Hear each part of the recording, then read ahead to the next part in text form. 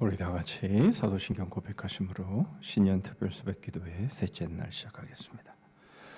전능하사 천지를 만드신 하나님 아버지를 내가 믿사오며 그 외아들 우리 주 예수 그리스도를 믿사오니 이는 성령으로 잉태하사 동정녀 마리아에게 나시고 본디오 빌라도에게 고난을 받으사 십자가에 못 박혀 죽으시고 장사한 지 사흘 만에 죽은 자 가운데서 다시 살아나시며 하늘에 오르사 전능하신 하나님 우편에 앉아 계시다가 저리로서 산자와 죽은 자를 심판으로 오시리라. 성령을 믿사오며 거룩한 공예와 성도가 서로 교통하는 것과 죄를 사하여 주시는 것과 몸이 다시 사는 것과 영원히 사는 것을 믿사옵나이다. 아멘. 우리 찬송가 369장을 부르십니다.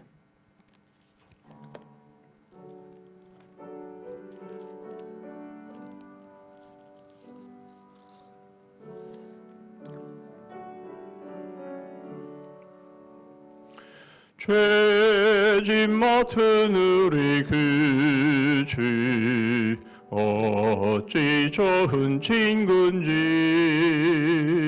걱정 근심 무거 흔짐 우리 주께 맡기세. 주께 고함 없는 고로 복을 받지 못하네. 사람들이 어찌하여 아랠 줄을 모를까. 시험 걱정 모든 괴로움 없는 사람 누군가. 빚일 없이 낙심 말고 기도 드려 하래세. 이런 진실하신 친구 찾아볼 수 있을까. 일이 약함하시오니 어찌 아니하랄까. 근심 걱정 무거 흔짐 아니 진자 누군가. 비난처는 우리 예수 주께 기도드리세. 세상 친구 멸시하고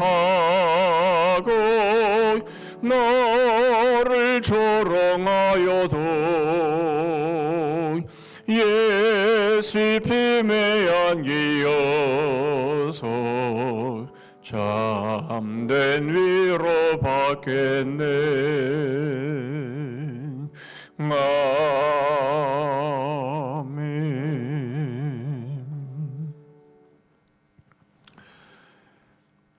오늘도 우리에게 주시는 하나님의 말씀은 고린도전서 3장 21절 말씀부터 4장 7절까지 말씀입니다. 동일한 부분이기 때문에 조금 지리할 수 있겠지만 그래도 정신을 집중하셔서 같이 본문 보십니다. 고린도전서 3장 21절부터 4장 7절입니다. 제가 읽습니다. 그런즉 누구든지 사람을 자랑하지 말라. 만물이 다 너희 것임이라. 바울이나 아볼로나 게바나 세계나 생명이나 사망이나 지금 것이나 장래 것이나 다 너희의 것이요 너희는 그리스도의 것이요 그리스도는 하나님의 것이니라.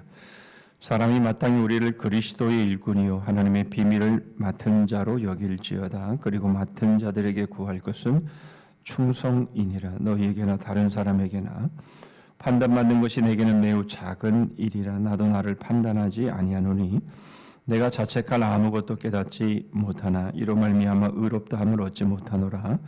다만 나를 심판하실 이는 주시니라. 그러므로 때가 이르기 전 곧 주께서 오시기까지 아무것도 판단하지 말라. 그가 어둠에 감추인 것들을 드러내고 마음의 뜻을 나타내시리니 그때에 각 사람에게 하나님으로부터 칭찬이 있으리라. 형제들아 내가 너희를 위하여 이르되 나와 아볼로를 들어서 본을 보였으니 이는 너희로 하여금 기록된 말씀 밖으로 넘어가지 말라 한 것을 우리에게서 배워 서로 대적하여 교만한 마음을 가지지 말게 하려 함이라. 누가 너를 남달리 구별하였느냐? 네게 있는 것 중에 받지 아니한 것이 무엇이냐? 네가 받았은즉 어찌하여 받지 아니한 것 같이 자랑하느냐? 아멘. 매년마다 세계에서 가장 행복한 나라, 그 나라가 어떤 나라인지를 조사를 합니다. 연속 3번이나 세계에서 1위를 차지하고 지금 세계 가장 행복한 나라 1위 타이틀을 가지고 있는 나라는 북유럽의 핀란드라고 하는 나라입니다. 우리나라는 5년 정도 계속 50위권에 있다가 이번에 61위로 이제 60위권으로 이제 밀려났다 그렇게 말합니다. 이 나라의 행복 지수는 6개의 기준을 가지고 본다고 하죠. 국내 총생산을 말하는 GDP, 그리고 사회적인 지원, 기대 수명, 사회적인 자유, 관용, 부정부패, 이렇게 6개의 항목을 가지고 행복 지수를 매기는데, 우리나라 GDP, 국내 총생산이 10위에 해당되는데 행복 순위는 61위라고 한다면 뭔가 문제가 있기는 있다, 이런 생각이 듭니다. 반면에 우리가 잘 아는 그 최빈국 중에 하나인 부탄, 세계에서 가장 행복한 나라에 한번 들은 적이 있는데요. 그것은 국민 중에 97%가 행복하다라는 그런 여론조사에 의해서 가장 행복한 나라로, 부탄 그러면 정말 못 사는 나라인데 그 GDP가 국내 총생산이 161위, 거의 밑바닥에 있는 나라인데 가장 행복한 나라로 그렇게 여겨지는 바로 그런 이유가 뭘까라는 것이죠.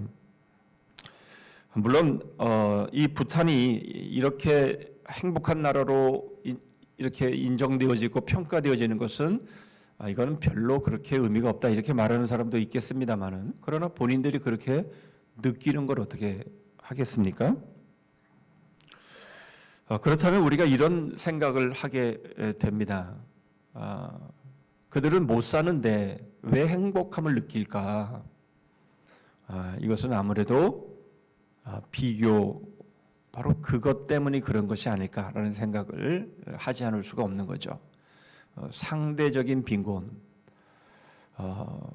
우리나라가 GDP 12위임에도 불구하고 행복한 나라의 그 순위가 61위라고 한다면 이 상대적인 빈곤감, 바로 이것이 문제가 아닌가 하는 생각을 해봅니다. 내가 많은 것을 가지고 있지만 내가 가지고 있는 것보다 다른 사람들이 더 많이 가지고 누리고 있는 그런 모습을 보면 이 행복감을 느낄 수가 없는 거죠.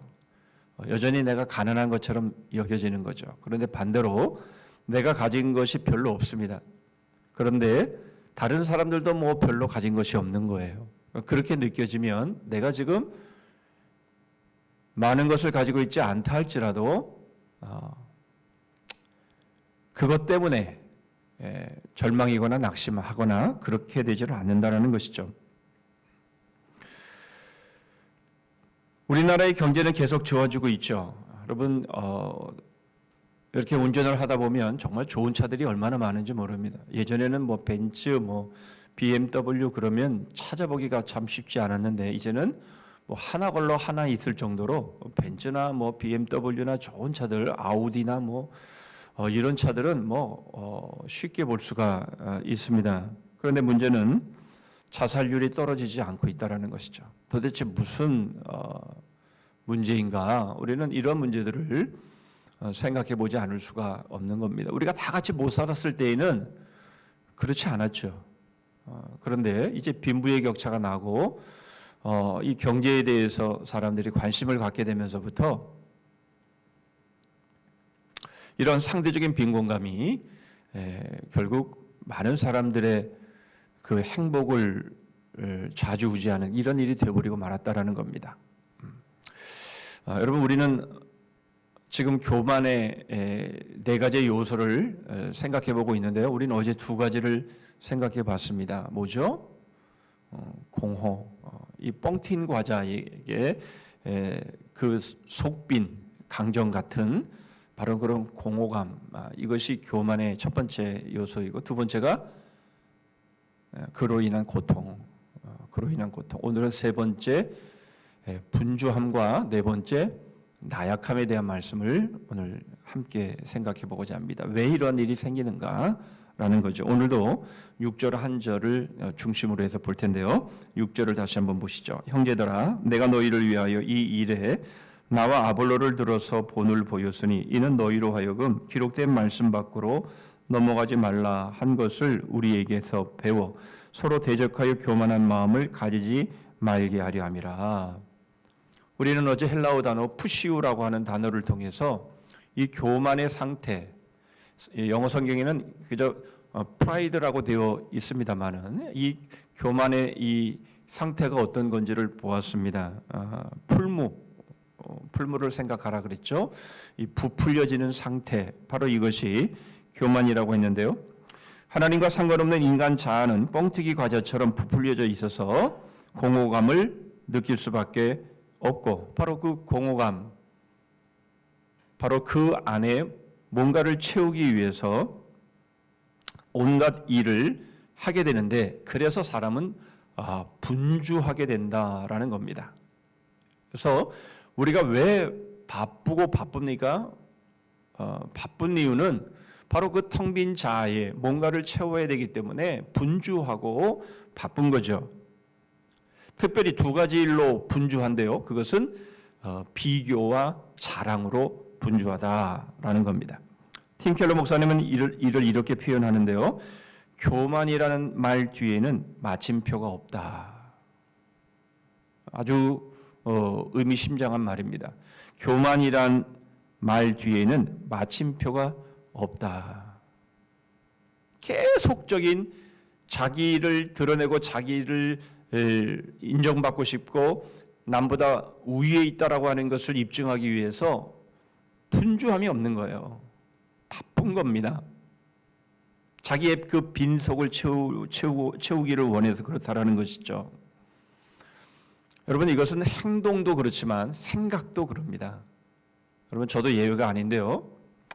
무슨 일이 있어서 저를 거슬리게 한 사람이 있으면 이 생각에서 내가 그 사람보다 못한 게 뭐 있어? 내가 왜 그런 일을 당해야 돼? 이렇게 생각하면서 계속 그 사람에 대해서 내가 더 우위에 있고 내가 맞았고 그 사람이 틀렸다라는 것을 계속 제 안에서 생각을 계속합니다. 얼마나 분주하고 바쁜지 몰라요. 내가 너보다 못난 게 뭐 있어? 이러면서 계속해서 생각 속에서 바쁩니다. 그리고는 이제 행동으로 그것을 입증하기 위해서 이제 옮기는 거죠. 사람은 끊임없이 자신과 다른 사람을 비교합니다. 왜 그럴까요? 그렇게 해야만 자신의 공허함과 불안을 해소할 수 있기 때문입니다. 내가 좀 잘나야 살 수 있는 건데 내가 못났다라고 생각되어지면 살 그런 의욕이 생기지 않는 거죠.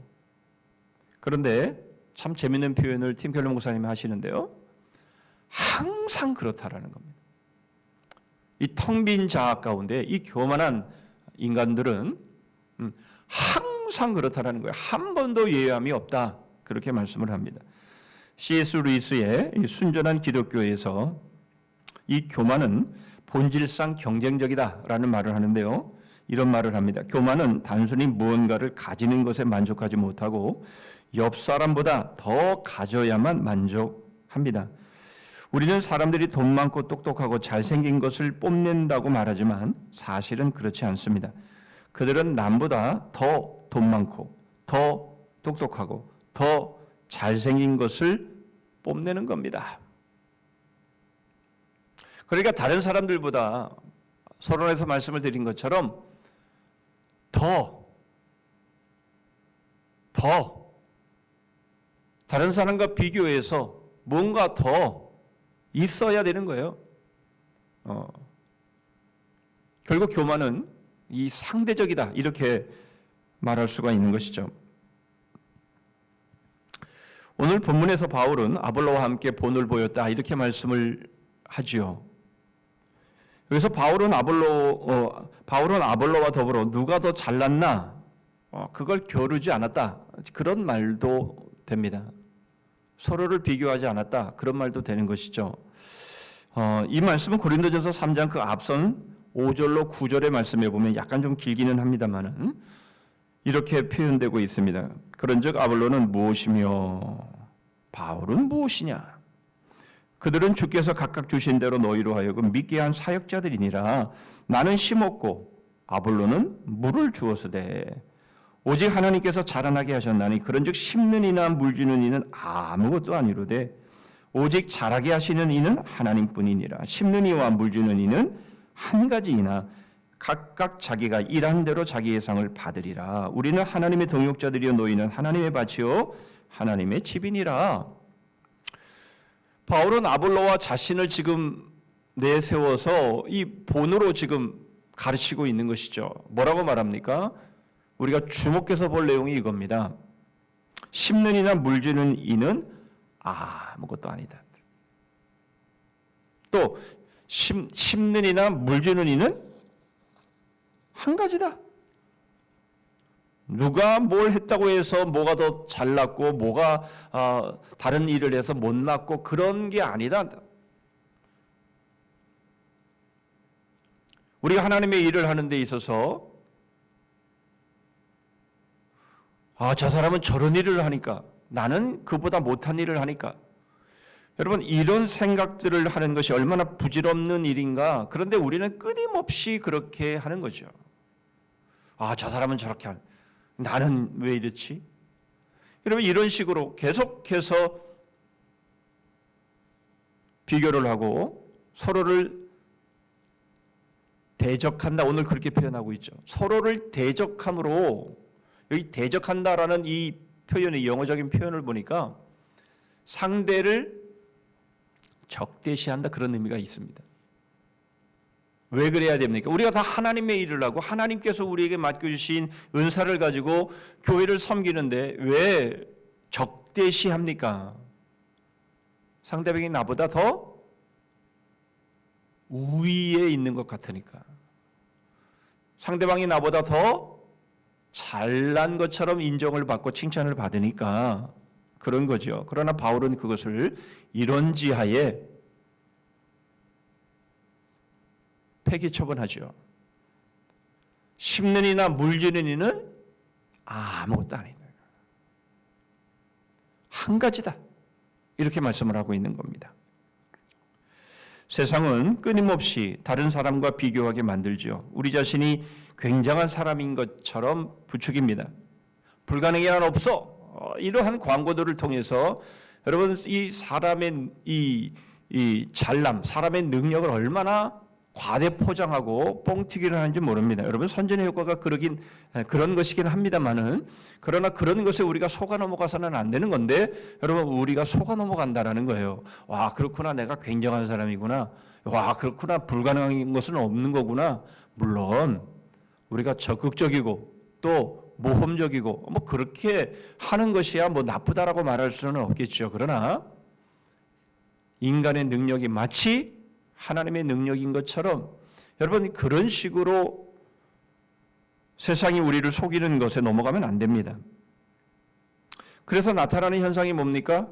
우리 아이들을 더 좋은 학교에 보내야 되고 더 좋은 회사에 들어가게 해야 하고 더 좋은 환경에 살게 하기 위해서 수단과 방법을 가리지 않는 거죠. 어떻게 하든 말이죠. 목동 안으로 들어가야 되는 거예요. 그 안으로 들어가서 살아야 되는 거예요. 그래서 우리 아이들을 좋은 학군에 보내야 되고요. 그래서 좋은 대학에 들어가야 되고요. 여러분 이런 일들이 일어나는 거 아니겠습니까? 그것은 아이들을 위한 것이기도 하지만 아이들로 인해서 자신이 인정받고 싶어하는 욕구 때문이기도 한 거죠. 사실은 이런 일들은요, 본인도 원치 않고요, 아이들도 원치 않는 일이에요. 그런데 억지로 그것을 그렇게 하려고 하는 겁니다. 왜요? 다른 사람과 비교해서 자신을 더 돋보이게 해야 되기 때문에 그런 거예요.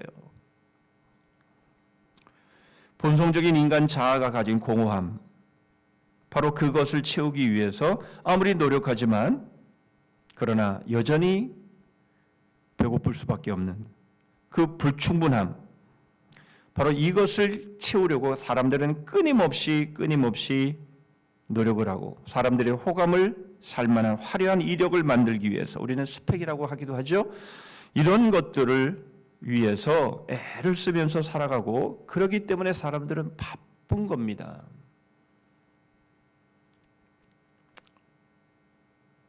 그런데 팀켈러 목사님은 여기에 아까 말씀드렸던 단어를 그대로 사용합니다.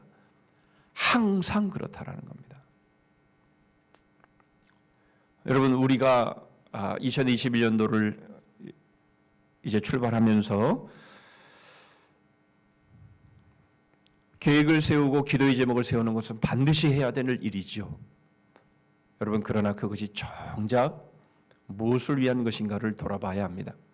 그렇지 않다면 우리는 그것을 채우고 그것을 얻기 위해서 정말 2021년도 한 해도 분주하게 바쁘다 바빠 그러면서 살아갈 겁니다. 그러나 여러분, 그렇게 해본들 공허함은 해결되지 않습니다.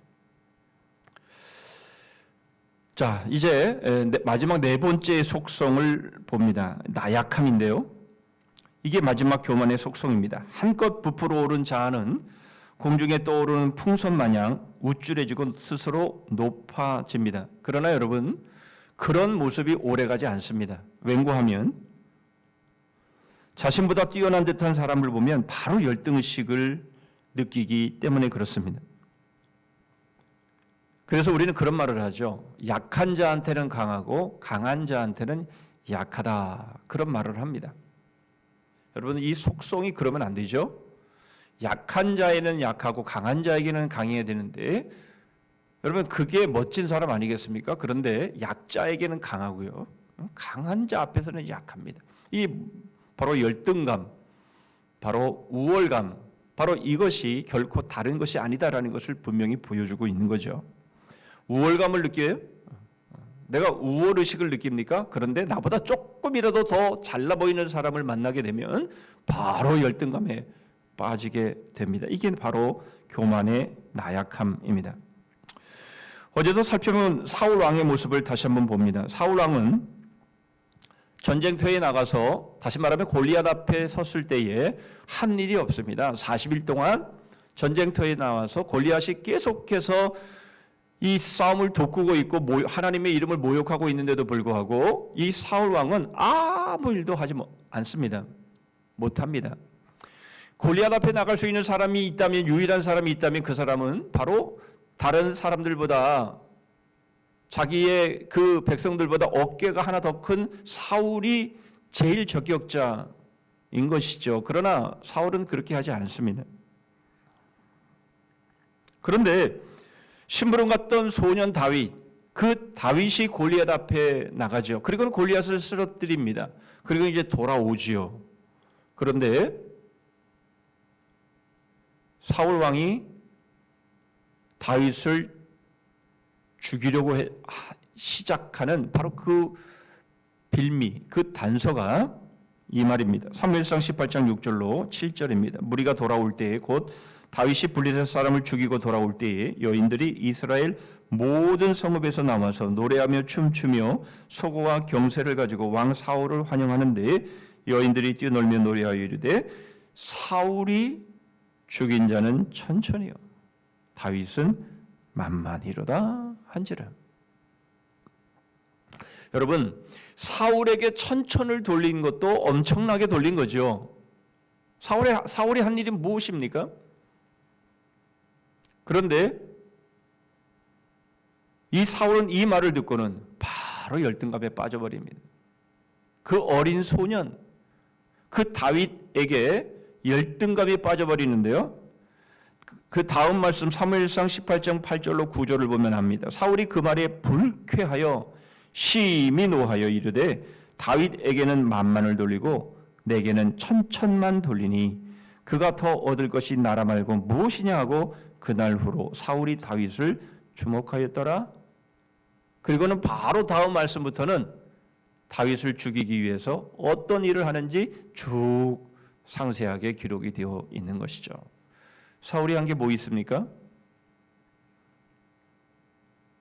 하나님께서 그를 왕위에 세우셨으면 와, 하나님께서 나 같은 사람을 왕위에 세우셨네.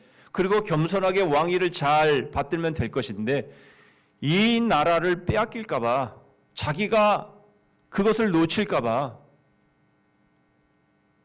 거기에 조금이라도 근접하는 사람들을 시기하고 주목해서 보고 죽이려고 하고 이러한 일들이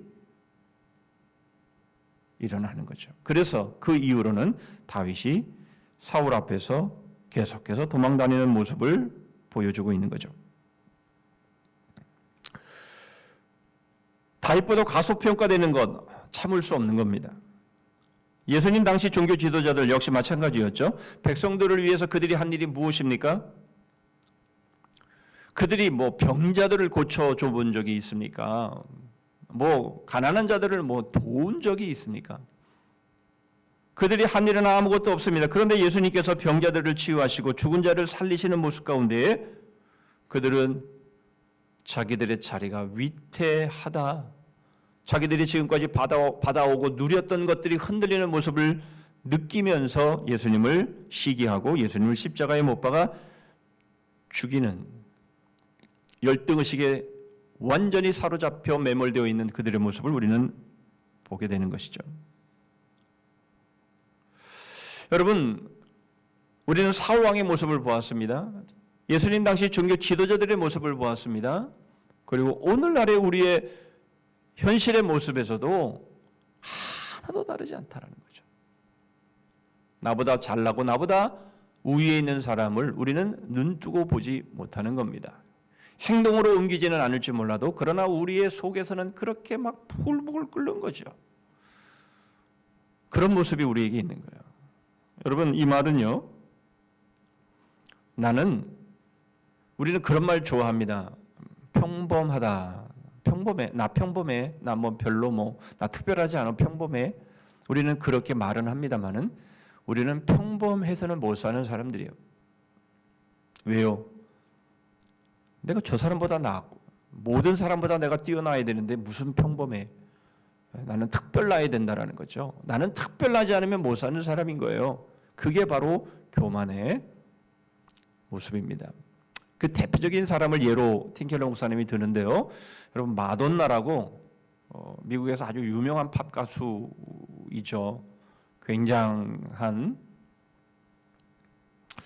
인기를 얻고 아주 독특한 행동을 해서 사람들에게 주목을 받는 그런 사람인데요. 이 사람이 이 보그라고 하는 잡지에 인터뷰를 했는데 그 기사 내용에 이런 내용이 나옵니다. 본인의 입으로 한 얘기예요. 그런데 여러분, 이 이야기는 이 여인에게만 해당되는 것이 아니라 사실 우리에게 다 해당되는 말입니다. 한번 들어보시기를 바랍니다. 기가 막힌 말을 합니다. 제 삶의 동력은 평범에 대한 두려움으로부터 와요. 이 두려움이 항상 저를 몰아가기 때문이죠. 주문을 걸듯이 이 두려움으로 제 자신을 들볶으면 이내 특별한 인간으로 드러나곤 해요. 하지만 금방 다른 무엇을 하지 않으면 다시 평범하고 시시한 사람으로 느껴지죠. 이미 유명인이 되었지만 여전히 제가 특별한 사람이라는 것을 증명하고 확인해야 해요. 그래야 직성이 풀려요. 이런 제 몸부림은 지금도 계속되고 있어요. 아니, 끝이 없을 거예요. 본인도 잘 알고 있는 것이죠. 자기를 계속해서 들볶는 겁니다. 자기는 평범해서는 안 된다는 거예요. 특별 나야 된다라는 겁니다. 그런데 그 이미 특별 났는데도 불구하고, 이미 유명한데도 불구하고 계속해서 자신을 들볶고 계속해서 뭔가를 하지 않으면 자기가 마치 시시한 사람이 되고 평범한 사람처럼 취급을 받을까 봐 그게 두려워서 계속해서 자신을 들볶는 거죠. 그런데 그것이 끝이 없다라는 거예요. 끝이 없다. 그게 우리의 모습이라는 거예요. 여러분, 이 여인은 아주 솔직하고 아주 정말 그런 면에서 보면 아주 특출나고 뛰어난 사람이라고 볼 수 있겠지만, 그러나 이게 다 우리의 모습이라는 겁니다. 저는 이 인터뷰 기사를 보면서 제 마음 가운데 들었던 한 가지의 결론, 이겁니다. 뭘까요? 밑 빠진 독에 물 붓기라는 겁니다. 여러분, 우리가 바로 그러한 모습이 되어서 계속해서 자신의 공허함과 자신의 그 평범함, 이런 것들에 참을 수가 없어서 계속 뭔가를 하지만, 그러나 여러분, 그 공허감은 채워질 수 없는 것이고 그 고통은 여전하고, 아니, 어제도 말씀을 드린 것처럼 바닷물을 마시면 그 순간은 괜찮을지 몰라도 바로 더 심한 갈증이 찾아오는 것처럼, 그래서 분주해지고, 그러나 약하디 약한 바로 그 모습이 교만의 모습이고, 그것이 바로 우리가 갖고 있는 죄인된 사람들의 모습이다라는 겁니다. 여러분, 재미없었죠? 어제 말씀도 별로 재미가 없었고 오늘 말씀도 별로 재미가 없습니다. 왜 재미가 없을까요? 우리가 교만하기 때문입니다. 인정하고 싶지 않은 거예요. 여러분, 우리 모두는 교만합니다. 저를 포함해서 우리 모두는 다 교만합니다. 좋은 말만 듣고 싶죠. 나의 본 모습이 드러나는 것이 싫은 거예요. 부풀려진 공갈빵처럼 공허하고 그 삶이 고통스럽고 무엇인가를 채우려고 분주하지만 그러나 아무것도 남지 않는 삶. 여러분, 이것이 바로 하나님을 그 마음 가운데 둬야 하나, 하나님이 계셔야 할 우리의 마음의 그 보좌에, 그 주인된 자리에 하나님을 매 순간 밀어내고 바로 내 자신의 우위와 내 자신의 잘남을 앉히려고 할 때에 생겨지는 모든 일들입니다. 여러분, 성령 충만하면 그럴 필요 없죠. 여러분, 은혜가 충만하면 그럴 필요가 없습니다. 그러나 기도할 때는 혹 그럴지 모르겠는데, 그러나 우리가 일어나서 우리의 일상의 삶으로 가면 어느 순간인가 그런 모습으로 돌아가 있는 우리들의 모습을 우리는 보는 것이죠. 우리는 이것을 여러분 인지해야 합니다. 내가 지금 뭐 하고 있지? 내가 지금 뭐 하고 있는 건가? 여러분, 이것을 체크해야 합니다. 그래서 또 내가 내 자신의 주인이 되어서 행하고 있는 그 모든 그 밑빠진 독에 물 붓기식의 그런 삶들을 이제는 중지하고 하나님을, 우리 주님을 우리의 마음 가운데 다시 주인으로 모시고, 여러분, 그렇게 우리가 살아야 되는 거예요. 다니엘이 하루에 3번씩 기도하면서 그 바쁜 그 가운데서도 그 일을 멈추지 않았고, 어떤 유혹이 와도 시련이 와도 시험이 와도 그 삶을 계속해서 산 것처럼 여러분, 우리도 그렇게 해야, 그렇게 살아야 하는 겁니다. 여러분, 바로 이러한 모습으로 우리가 살아간다면 우리 안에는 행복도 기쁨도 자유도 만족도 없습니다. 근본적인 바로 그러한 변화가 필요한데요. 어떻게 그 일들을 할 수 있는지, 그것이 어떻게 가능한지 우리가 내일과 모레의 말씀을 통해 복음이 주는 자유, 그것에 우리가 기대를 하면서 오늘은 여기서 마치도록 하겠습니다. 기도하겠습니다. 하나님 아버지, 날씨가 아주 춥습니다. 2021년 저희들이 출발함에 있어 새해 벽두에 이 신년 특별 새벽 기도를 통해서 주님, 날씨가 매우 추운 가운데 그러나 더 춥고 매서운 바로 저희들의 영적인 시련 앞에서 주님, 오늘 말씀을 통해, 이번에 주신 말씀을 통해 하나님, 저희들이 어리석은 삶, 밑빠진 독에 물 붓는 삶을 더 이상 살아가지 않도록 하나님, 저희에게 말씀을, 복음을, 은혜를 더하여 주시옵소서. 하나님, 기도할 때는 안 그런 것 같은데, 말씀을 들을 때는 안 그런 것 같은데, 그러나 바로 이어서 다시 예전의 모습으로 돌아가 버린 듯한 저희들의 모습들이 있음을 고백하지 않을 수 없습니다. 여전히 공허하고, 여전히 고통스럽고, 여전히 삶을 내려놓고 싶고, 그럼에도 불구하고 뭔가를 하지 않으면 안 되고, 그러나 나보다 잘난 사람을 보면 바로 열등감에 빠지고, 하나님, 이러한 모습은 저희들이 살아가야 될 모습이 아님을 분명히 알아. 복음이 저에게 주는 자유, 바로 그것이 무엇인지 주목하고 바로 그 삶을 살아가는 저희들 될 수 있도록 은혜를 베풀어 주시옵소서. 복음의 영혼을 배움의 생명을 서로에게 삶을 거는 마지막 때에 쓰임받는 주님의 몸된 교회 되기를 원합니다. 오늘도 어디에 있든 무엇을 하든 그리스도의 향기로, 복음의 향기로 저희들을 사용하여 주시옵소서. 예수 그리스도의 이름으로 기도하옵나이다. 아멘.